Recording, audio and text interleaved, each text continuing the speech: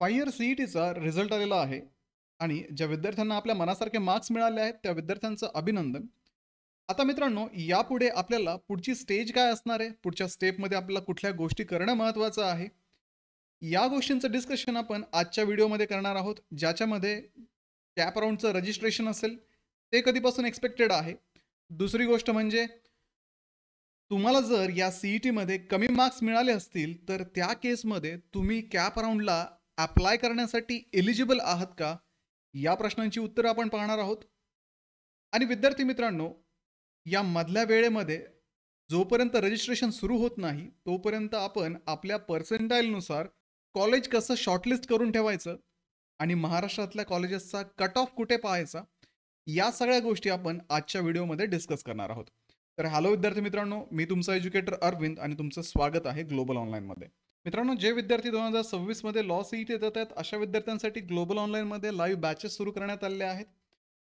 त्या बॅचेसला जॉईन करण्यासाठी तुम्ही स्क्रीनवरती दिलेल्या नंबरवरती व्हॉट्सअप करू शकता किंवा प्ले स्टोअरवरती जाऊन तिथेही ग्लोबल ऑनलाईन ॲपमध्ये हा कोर्स जॉईन करू शकता. तर ही बॅच तुमची एक्झाम होईपर्यंत चालणार आहे आणि या बॅचमध्ये मल्टिपल रिव्हिजन्सच्या माध्यमातून तुमचा संपूर्ण सिलेबस कव्हर केला जाणार आहे.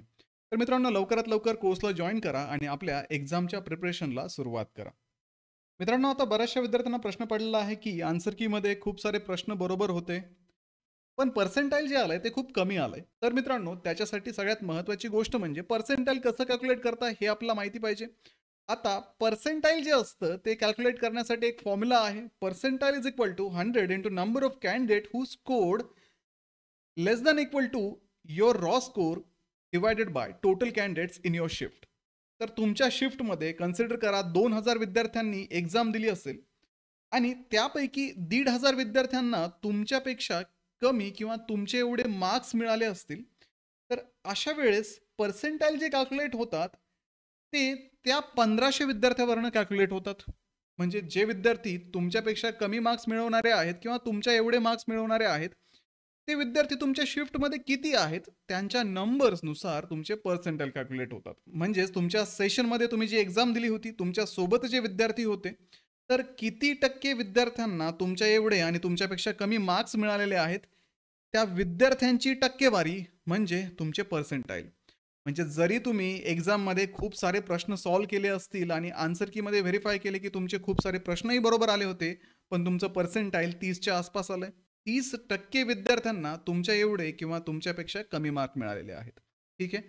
म्हणून तुमचा जो रॉ स्कोर होता आणि जे पर्सेंटाईल आहे त्याच्यामध्ये एवढं सगळं व्हेरिएशन आलेलं आहे. इव्हन ज्या विद्यार्थ्यांचे 100च्या आसपास क्वेश्चन बरोबर होते, त्या विद्यार्थ्यांना 80 पेक्षा कमी पर्सेंटाईल आलेत. म्हणजे टोटली हे तुमच्या शिफ्टमध्ये पेपर कसा होता, पेपरची डिफिकल्टी काय होती, किती विद्यार्थ्यांना तुमच्यापेक्षा कमी मार्क्स मिळाले, त्या विद्यार्थ्यांची जेवढी टक्केवारी आहे त्याच्यानुसार तुमचे पर्सेंटाईल डिसाईड झालेले आहेत. त्यामुळे नाराज होऊ नका. तुमच्या शिफ्टमध्ये तुमच्यापेक्षा कमी मार्क्स मिळवणारे विद्यार्थी जे आहेत ते खूप कमी आहेत, त्याच्यामुळे तुमचे पर्सेंटाईल तिथे कमी आलेले आहेत. तर आता विद्यार्थी मित्रांनो, पुढचा प्रश्न आहे की जर तुम्हाला पर्सेंटाईल कमी आले असतील तर तुम्हाला कॅप राऊंडला अप्लाय करता येईल का? आता त्यासाठी विद्यार्थी मित्रांनो, आपण मागच्या वर्षी काय सिच्युएशन होती, कॅप राऊंडला अप्लाय करण्यासाठी मिनिमम मार्क्स किती होते विद्यार्थ्यांना, ते आपण सीईटी सेलच्या पोर्टलवरती चेक करू शकतो. इथे तुम्हाला ऑप्शन दिलेला आहे कॅपमध्ये 2024-25चा एक ऑप्शन आहे. तो ऑप्शन सिलेक्ट करा. तो ऑप्शन सिलेक्ट केल्यानंतर इथे तुम्हाला 5 इयर इंटिग्रेटेड ऑप्शन दिसेल, हा सिलेक्ट करा. आता 5 इयर इंटिग्रेटेडच्या ऑप्शनमध्ये गेल्यानंतर तुम्हाला इथे मागच्या वर्षीची एक मेरिट लिस्ट दिसेल. तर त्या मेरिट लिस्टमध्ये आपण मिनिमम मार्क्सवाला कॅन्डिडेट शोधू शकतो. आता इथे राऊंड 1 फायनल मेरिट लिस्ट दिसते. 19 जुलैला ती मेरिट लिस्ट रिलीज करण्यात आली होती. ती आपण ओपन करूयात. आता मित्रांनो, या मेरिट लिस्टच्या आपण लास्ट पेजला चेक करूयात मिनिमम किती मार्क त्या विद्यार्थ्याला होते. आता मित्रांनो, इथे सीईटीचं पर्सेंटाईल दिलेलं आहे 0.0299356 हे त्या विद्यार्थ्याचं पर्सेंटाईल आहे. तर त्या विद्यार्थ्याचा रँक जो होता मेरिट लिस्टमध्ये तो 10,178 एवढा रँक होता. म्हणजे थोडक्यात काय विद्यार्थी मित्रांनो, तुम्हाला कितीही कमी मार्क्स असले तरीही तुम्ही कॅप राऊंडला अप्लाय करू शकता. कॅप राऊंडला अप्लाय करण्यासाठी कुठल्याही प्रकारचं मिनिमम मार्क्सचं रिक्वायरमेंट नाहीये. त्याच्यामुळे तुमचे मार्क्स काहीही असो, तुम्ही कॅप राऊंडला ॲप्लिकेबल आहात. ठीक आहे, ही पहिली गोष्ट आपण क्लिअर केली. दुसरी गोष्ट, कॅप राउंड हे आपले जे सुरू होणार आहेत ते कधी सुरू होणार आहेत? तर आपण मागच्या वर्षीचंच ॲडमिशन शेड्यूल पाहूयात. त्याच्यामध्ये आपल्याला मागच्या वर्षीच्या डेट्स समजतील.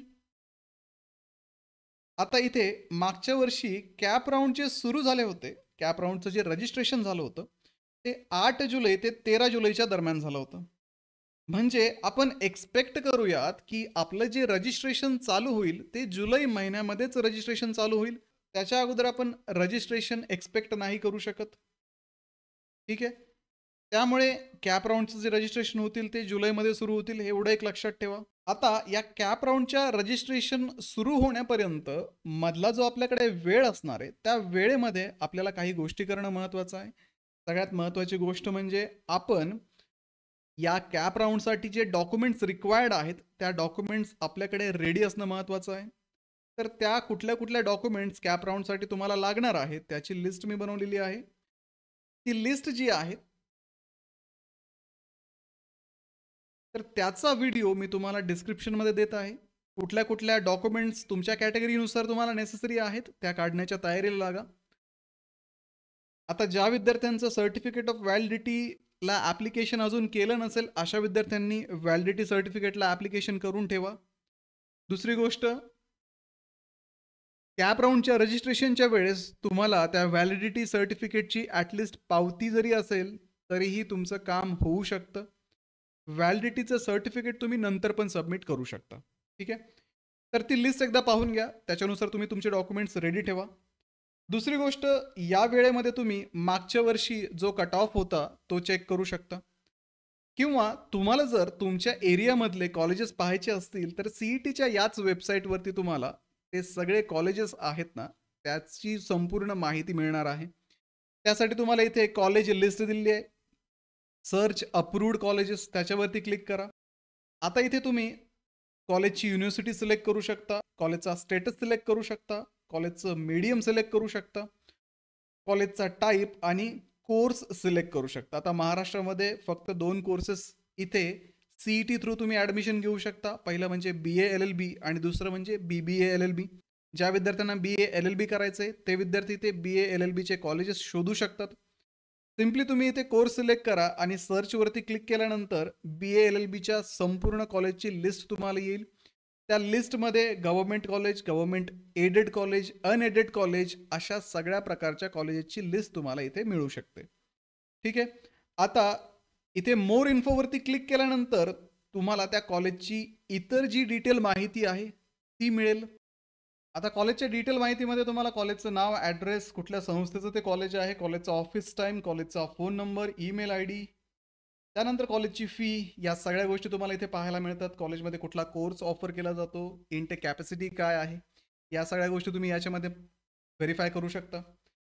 या नंबर्सवरती तुम्ही डायरेक्टली कॉन्टॅक्ट करून कॉलेजची इन्क्वायरी पण करू शकता. ठीक आहे. अशा पद्धतीने कॉलेजची माहिती तुम्ही इथून काढा.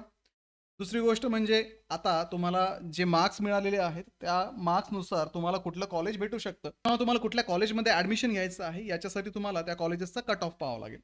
तर हा कट ऑफ पाहण्यासाठी सिम्पली तुम्ही check institute level round merit list, vacancy or allotment इथे क्लिक करायचं आहे. तिथे मग तुम्हाला इन्स्टिट्यूट वाईज अलॉटमेंट लिस्ट दिसेल, त्याच्यावरती क्लिक करा.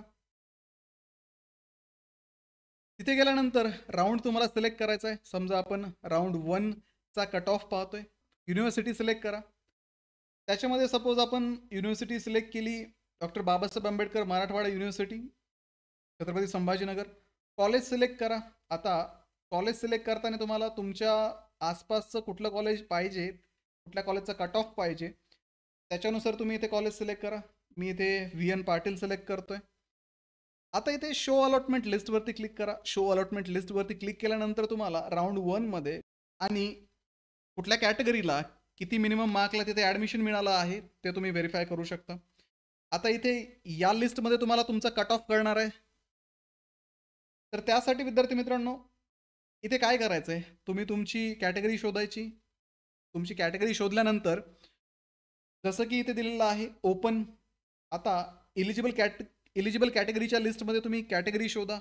इथे ओपन दिलाय, ओपन EWS दिलाय, OBC दिलाय, I think NT3, NT, SEBC, या सगळ्या कॅटेगरी इथे दिलेल्या आहेत. त्या कॅटेगरी पाहिल्यानंतर अलॉटेड टाईप इथे पाहायचा आहे. तर ओपन जनरल इथे दिसतंय. अजून ओपनमध्ये ओपन जनरल कुठे दिसतंय खाली पाहू शकता तुम्ही. ओके, हे सगळ्यात शेवटचा ओपन जनरलचा विद्यार्थी आहे. तर ओपन जनरलचा हा जो विद्यार्थी आहे हा महाराष्ट्र स्टेटचा आहे. त्याच्यानंतर याचा रँक जो होता तो 4730 होता आणि 54.42 पर्सेंटाईलला या व्यक्तीला इथे ॲडमिशन मिळालेलं आहे. म्हणजे या व्ही एन पाटील लॉ कॉलेजचा जो कट ऑफ आहे ओपन जनरलसाठी तो 54चा मागच्या वर्षीचा होता. तर अशा पद्धतीने तुम्ही तुमच्या कॅटेगरीचा कुठल्याही कॉलेजचा कट ऑफ या स्टेप्स फॉलो करून पाहू शकता. ठीक आहे. तुम्हाला कुठे कुणाला विचारण्याची गरज नाही आहे. तुम्हाला ॲडमिशन भेटेल का कॉलेजमध्ये किंवा कुठल्या कॉलेजचा किती कट ऑफ होता, या सगळ्या गोष्टी तुम्ही या स्टेप्स फॉलो करून पहा. इथे जी तुम्हाला माहिती भेटणार आहे ती सगळी ऑथेंटिक माहिती भेटणार आहे. फक्त Google सर्च करू नका. कॉलेजचं नाव आणि त्याचा कट ऑफ काय होता. त्याच्यापेक्षा थोडी थोडी मेहनत घ्या, थोडे कष्ट घ्या. तुमच्या भविष्याचा विषय आहे हा. शेवटी तुमची जबाबदारी आहे, तुम्हाला ॲडमिशन घ्यायचं आहे. त्यासाठी CETच्या वेबसाईटवरती जा आणि कट ऑफ पहा. दुसऱ्या कुणाच्याही म्हणण्यानुसार निर्णय घेऊ नका. तुमच्या पद्धतीने तुमच्या डोळ्यांनी स्वतः तुम्ही कट ऑफ चेक करा. आणि समजा आता इथे जर 54ला ओपन जनरलला ॲडमिशन मिळालंय फर्स्ट राऊंडमध्ये आणि तुम्हाला जर 54 पेक्षा जास्त मार्क्स असतील तर ऑब्व्हियसली तुम्ही ते कॉलेज जे आहे ते ऑप्शन फॉर्ममध्ये देऊ शकता आणि तिथे तुम्हाला ॲडमिशन सुद्धा फर्स्ट राऊंडमध्ये भेटू शकतं.